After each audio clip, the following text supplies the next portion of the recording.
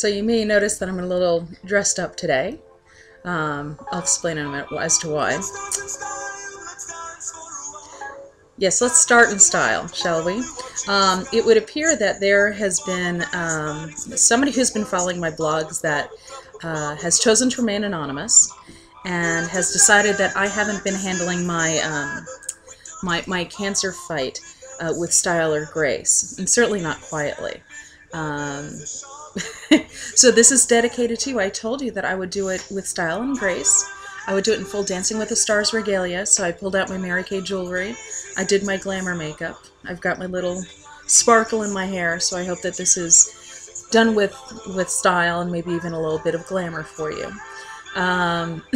Because, of course, that's what cancer is all about, is style, grace, and quietly, right? You know, it's interesting because it brought up an interesting topic, and that is the whole notion of taking your cancer quietly versus publicly. And there are a lot of reasons for both. And all joking aside and all teasing, Anonymous is, quite frankly, dare I say, cowardly stance to be so anonymous about it, and yet taking such a strong stance. You know, a lot of people feel different needs to be anonymous. I've talked about my chemo buddy who's going through chemo at the same time, and I actually called her yesterday to tell her just how strong I felt that she was.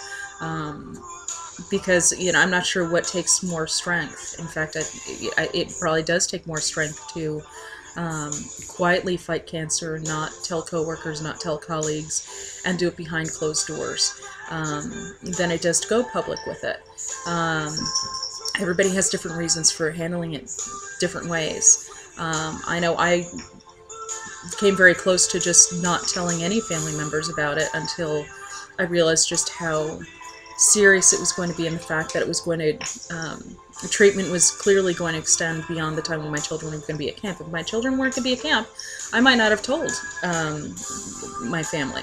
Not because I wanted to handle it with, you know, with grace and style quietly, but because, quite honestly, I didn't want to have to deal with my family. To be brutally honest, I just didn't want to have to deal with their anxiety and the anxiety that they give me on a regular basis, let alone dealing with cancer. Some people do it because they can't. You know, I'll be brutally honest. You know, it's hard to keep your job this way. It's hard to keep your job if you're open about it, because now all of a sudden it's on the table. Unfortunately, what all employers need to remember is that when you're dealing with somebody with cancer, there are laws to protect that employee and their jobs. And, you know, just something to bear in mind.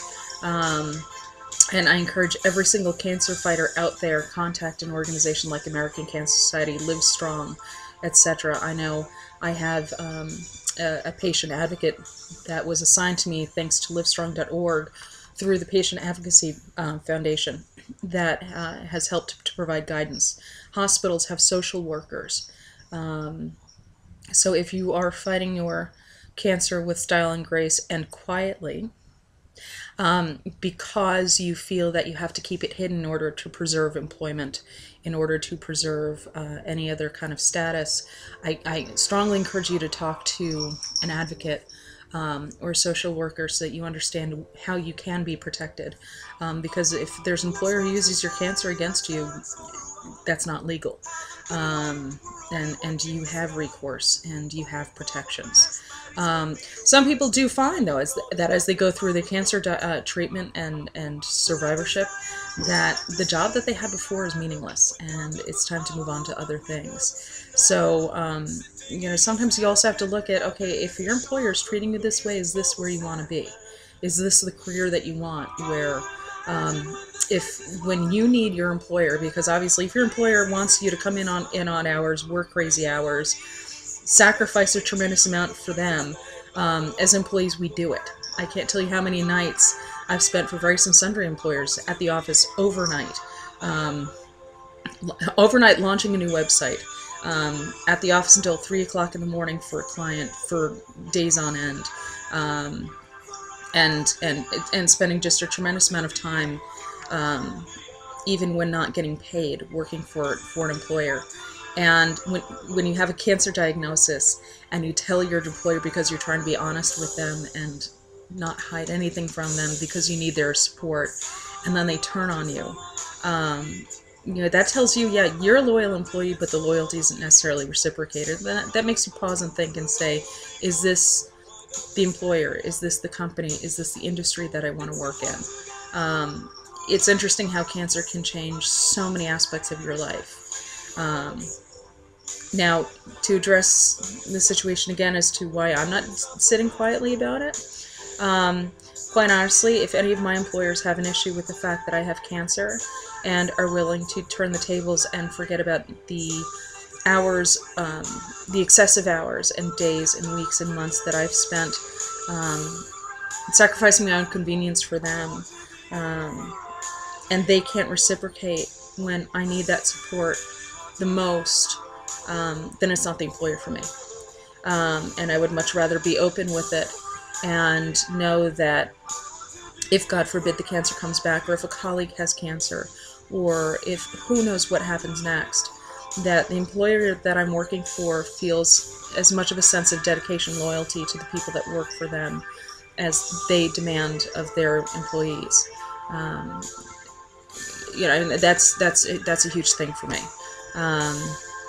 I think for me also, this is a fight. It's a fight. And, there's guerrilla warfare and there's not so guerrilla warfare. And, yeah, the redcoats coming up the street weren't such a great idea. But then again, if you take a look at, how a lot of wars are won, it's not done quietly, it's not done silently. And, just as Anonymous feels so strongly that they have to make public comments, they're making it anonymously. Well, I feel strongly about fighting cancer, whether it's personally for my own cancer or for others. And I'm not going to do it behind closed doors. I'm going to go down kicking and screaming. And I'm not going to gracefully kind of give in, or quietly give in. The surgeries that I've had are not quiet surgeries. They're impactful. I'm not going to show scars, but, you can even see, yes, the reconstruction is continuing, but if you look closely, I don't know if you can tell, you can very clearly see a seam here and a pucker where my nipple used to be. It's now caved in. That's not silent. And yeah, I can wear bulky sweaters and do this all day, but I've never been that way before. This isn't a silent disease.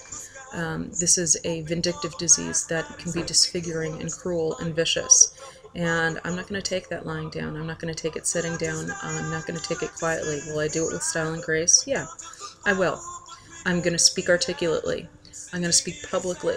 I'm going to speak for people who feel that they can't. I'm going to speak to people who aren't sure what to do. I'm going to show when I'm scared, and I'm going to show when I'm not. I'm going to show when I'm feeling strong, and I'm going to show when I'm feeling weak.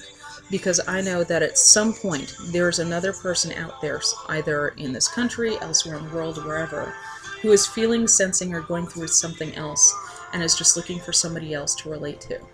And oh, by the way, it also may be an attempt for me to see somebody else who's going through the same thing at that same time for my own support. So thank you very much. Everybody fights their cancer in their own way. Just like everybody's cancer is unique, everybody's fight is different.